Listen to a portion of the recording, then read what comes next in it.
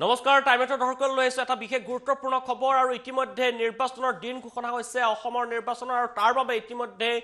ৰাজ্যিক নিৰ্বাচন আয়োগো হাজু হৈছে ৰাজ্যিক নিৰ্বাচন আয়োগে এবাৰ কোভিড প্ৰটোকল মানি যেহেতু নিৰ্বাচন অনুষ্ঠিত হ'ব তিনিটা পৰ্যায়ত ৰাজ্যত নিৰ্বাচন অনুষ্ঠিত হ'ব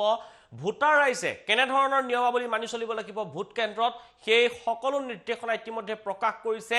আজি সংবাদ পেলৰ জৰিয়তে এই কথা প্ৰকাশ কৰিছে আমি টাইমেটৰ দৰ্শক লগে মুহূৰ্তত সেই খবৰ দিব বিচাৰিছো আগন্তুক নিৰ্বাচনক লৈ নিৰ্বাচনী আয়োগৰ গুৰুত্বপূৰ্ণ ঘোষণা ৩৩,৫৩৩টা কেন্দ্ৰত অনুষ্ঠিত হ'ব ভোট গ্ৰহণ প্ৰক্ৰিয়া ৰাজ্যৰ মুঠ কেন্দ্ৰৰ সংখ্যা হৈছে ৩৩,৫৩৩টা অতিৰিক্ত কেন্দ্ৰ স্থাপন কৰা হৈছে এবাৰ কোভিডৰ বাবে ৩,৫৩৫টা অতিৰিক্ত কেন্দ্ৰ এবাৰ স্থাপন কৰা হৈছে নিৰ্বাচনৰ লগত জড়িত এবাৰ থাকিব ২,৪১,০০০ এবাৰ বিষয়া জড়িত থাকিব নিৰ্বাচনৰ সৈতে ৪ মেৰ ভিতৰত নিৰ্বাচনী প্ৰক্ৰিয়া সম্পূৰ্ণ হ'ব লাগিব ২ মেত ফলাফল ঘোষণা হ'ব আৰু ৪ মেৰ ভিতৰত সকলো নিৰ্বাচনী প্ৰক্ৰিয়া সম্পূৰ্ণ হ'ব লাগিব এখন থানাৰ অন্তৰ্গত এলেকাত ১০০০তকৈ অধিক লোক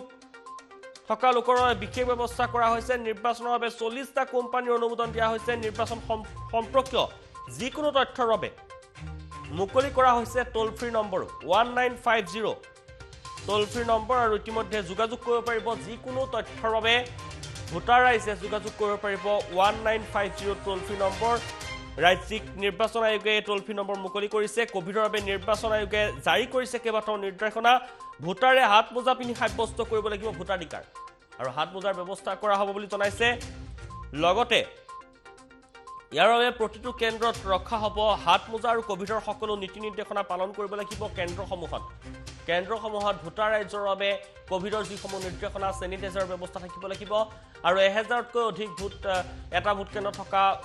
ভোট কেন্দ্ৰসমূহত ইতিমধ্যে ভোট কেন্দ্ৰৰ সংখ্যাও বৃদ্ধি কৰা হৈছে আৰু এইবাৰ সৰ্বমুঠ ভোটাধিকাৰ হৈছে ৰাজ্যত ২,৩১,৮৬,৩৬২ গৰাকী ভোটাধিকাৰী এবাৰ ভোটদান সাব্যস্ত কৰিব আৰু ইয়াৰে পুৰুষ ভোটাৰ হৈছে ১,১৭,৪২,৬৮১ গৰাকী মহিলা ভোটাৰ হৈছে ১,১৪,৪৩,৬৮১ গৰাকী আৰু তৃতীয় লিংগৰ ভোটাৰ হৈছে ৪৪২ গৰাকী আৰু ডি ভোটাৰ হৈছে ১,০৮,৫৯৬ গৰাকী আৰু আজি ইতিমধ্যে এইসমূহ কথা ঘোষণা কৰিছে এইসমূহ প্ৰকাশ কৰিছে তথ্য প্ৰকাশ কৰিছে ৰাজ্যিক নিৰ্বাচন আয়োগৰ তৰফৰ পৰা যিসমূহ ইতিমধ্যে যিহেতু নিৰ্বাচনী বিধি প্ৰযোজ্য হৈছে ৰাজ্যত আৰু প্ৰত্যেকটো ৰাজনৈতিক দলক সহযোগিতাৰ আহ্বান জনাইছে আৰু কোভিডৰ বাবে এবাৰ কোভিডৰ মাজত যেহেতু কোভিড পৰিস্থিতিৰ পিছত এয়া ভোটদান প্ৰক্ৰিয়া অনুষ্ঠিত হ'ব নিৰ্বাচন অনুষ্ঠিত হ'ব ৰাজ্যত আৰু তাৰ বাবে বিশেষ তৎপৰতা গ্ৰহণ কৰিছে ৰাজ্যিক নিৰ্বাচন আয়োগৰ তৰফৰ পৰা আৰু তাৰ বাবে ইতিমধ্যে এইসমূহ তথ্য প্ৰকাশ কৰিছে কেনেধৰণৰ নিয়মাৱলী মানি চলিব লাগিব কিমান সংখ্যক ভোটাৰ আছে ৰাজ্যত সেই সকলো তথ্য আজি প্ৰকাশ কৰে ৰাজ্যিক নিৰ্বাচন আয়োগে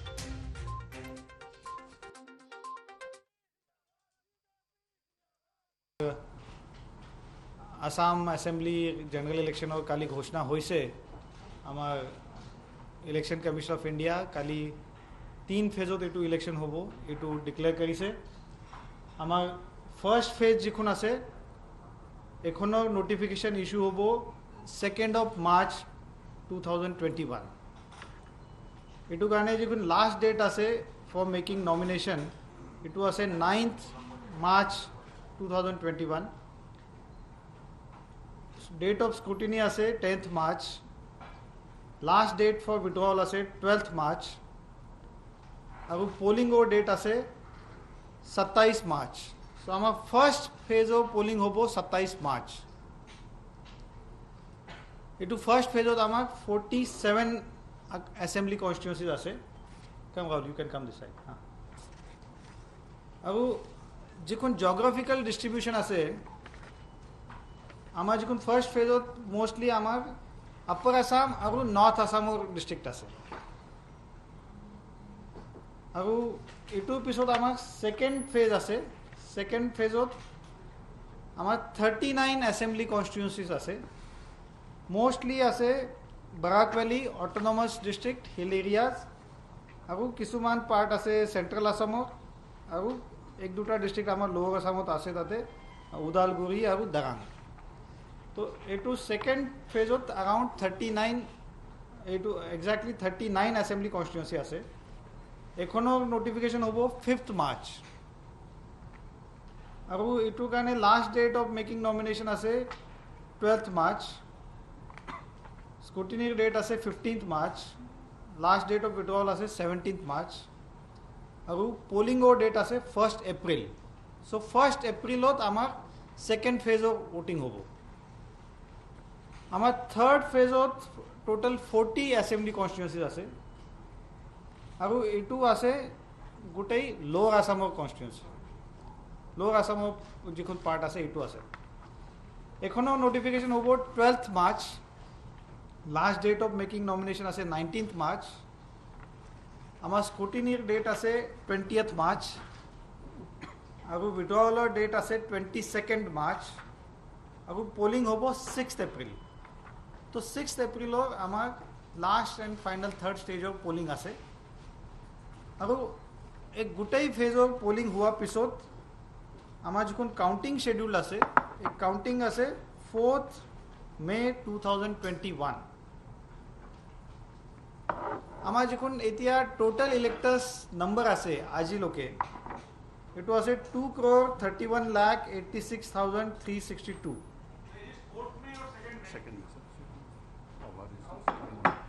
Oh, sorry. Counting is 2nd May, but date of completion is 4th May. Counting is 2nd May, and date of completion is 4th May. So, total number of electors are 2,31,86,362. That male voters are 1,17,42,661. Female are 1,14,43,259. Third gender আছে 442 আৰু আমাৰ D ভোটাৰ্স আছে 1,08,596 1,08,596 আছে এইটো Covid ব্যাকগ্ৰাউণ্ডত হৈ আছে এইটো কাৰণে ইলেকশ্যন কমিশ্যন যিখন ডাইৰেকশ্যন দিছে এইটো হিচাপে পোলিং ষ্টেচনত ক্ৰাউড কম কৰাবৰ কাৰণে যিখন পোলিং ষ্টেচনত 1000ৰ ওপৰত ভোটাৰ আছে তাতে নতুন পোলিং ষ্টেচন ক্ৰিয়েট কৰা হৈছে এইটো আমি অক্সিলাৰী পোলিং ষ্টেচন কওঁ এই অক্সিলাৰী পোলিং ষ্টেচন ধৰি আমাৰ টোটাল পোলিং ষ্টেচন এতিয়া হৈছে 33,530 আমাৰ পোলিং ষ্টেচন নম্বৰ আছে তাৰ মাজত আমাৰ অক্সিলাৰী পিএছ আছে 5,325 আমাৰ যিখন টোটাল এইটো পোলিং পাৰ্সনেল গাড়ী সিকিউৰিটি পাৰ্সনেল এইটো গোটেই ৰিকুৱাৰমেণ্ট এইটো কাৰণে বাঢ়ি গৈছে আমাৰ টোটাল পোলিং পাৰ্সনেল এই টাইম হ'ব अराउंड 2,41,000 আমি এনে এতিয়া তেখেতৰ ট্ৰেইনিং ষ্টাৰ্ট কৰি দিলো যিখন পোলিং আৰু প্ৰিসাইডিং অফিচাৰ আছে তেখেতৰ ট্ৰেইনিং 3 টাইম হয় তো net number of trained person per person is more. Most important আছে আমি পোলিং ডে টাইমত যিখন কোভিড প্ৰটোকল আমি মেইনটেইন কৰিব লাগে কমিশন আমাক ডাইৰেকশন দিছে কি ইচ ভোটাৰৰ মাজত 6 ফিট ডিস্টেন্স হ'ব লাগে ওয়েটিং যেতিয়া তেখেতো কৰিব এটো কাৰণে আমি এই টাইম ব্যৱস্থা কৰিছো কি তেখেতো ওয়েটিং কৰিব কাৰণে অলপ আমি এটা তাতে যিখন জায়গা আছে তাতে ওয়েটিং এৰিয়া সুবিধা দিম লগতে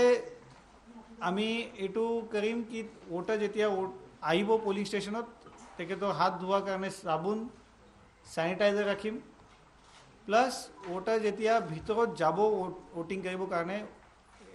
ভোটাৰৰ এনে হাত লাগিব মেচিনত তো বিলাক মানুহ আকৌ আহিব তো কন্টামিনেশন হ'ব না লাগে তো এটো কাৰণে every voter will get a plastic glove simple plastic glove one time use তো এটো এনে এনশিওর কৰিব কাৰণে আছে কি কন্টামিনেশন হ'ব না লাগে আৰু আমি এইটো কাৰণে মোস্ট ইম্পৰ্টেন্ট আছে অ্যাৱেৰনেস জেনাৰেট কৰিব লাগে আমাৰ ভোটাৰ বিলাকক আমাক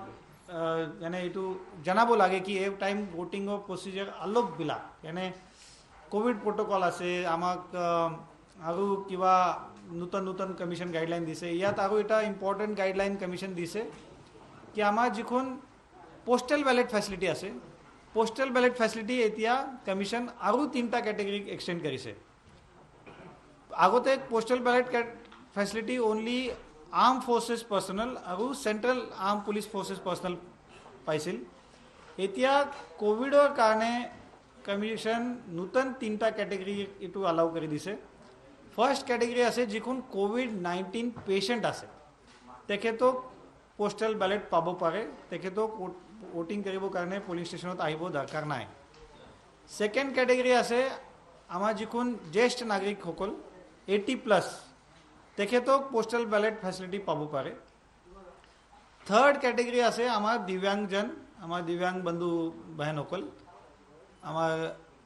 এই দিব্যাংগজনক পিডব্লিউডি পাৰ্সনছ তেখেতক পোষ্টেল বেলেট ফেচিলিটি এতিয়া এলিজিবল কৰা হৈছে তো এই 3টা কেটেগৰীক এনে ফেচিলিটেট কৰিবৰ কাৰণে কমিশন এই টাইম পোষ্টেল বেলেট এলাউ কৰিছে আৰু লগতে আমি যিখন আমাৰ পোলিং ষ্টেচনত এশ্বুৰ্ড মিনিমাম ফেচিলিটি দিব লাগে আমাৰ ভোটাৰবিলাক আমাৰ ভোটিঙৰ টাইমত যেতিয়া আহিব তেখেতক তাতে খোৱা পানীৰ ব্যৱস্থা হ'ব লাগে টয়লেটৰ ব্যৱস্থা হ'ব লাগে তাতে ইলেক্ট্ৰিচিটিৰ ব্যৱস্থা হ'ব লাগে তাতে ৰেম্প হ'ব লাগে দিব্যাংগজনৰ কাৰণে আমি তাতে হুইল চেয়াৰৰ ব্যৱস্থা কৰি আছোঁ আৰু আমি ভলেণ্টিয়াৰ এংগেজ কৰিম আমাৰ এই টাইম অলপ আৰু কিবা আমাৰ তাতে এৰেঞ্জমেণ্ট থাকিব বাকী কোভিডৰ কাৰণে এই টাইম যেতিয়া ভোটাৰবিলাক পোলিং ষ্টেচনৰ কম্পাউণ্ডত অথবা প্ৰিমাইচেছত এণ্ট্ৰি কৰিব তাতে তেখেতৰ টেম্পাৰেচাৰ মেজাৰ হ'ব থাৰ্মেল গানৰ থ্ৰু আমাৰ হেল্থ ডিপাৰ্টমেণ্টৰ ষ্টাফ এইটো কাৰণে এংগেজ কৰিম আমি এইটোতো ষ্টেণ্ডাৰ্ড প্ৰেক্টিছ এইটো বিহাৰত কৰা আছে আমাক ছেইম কৰিবৰ কাৰণে কমিশ্যনৰ ডাইৰেকশ্যন আছে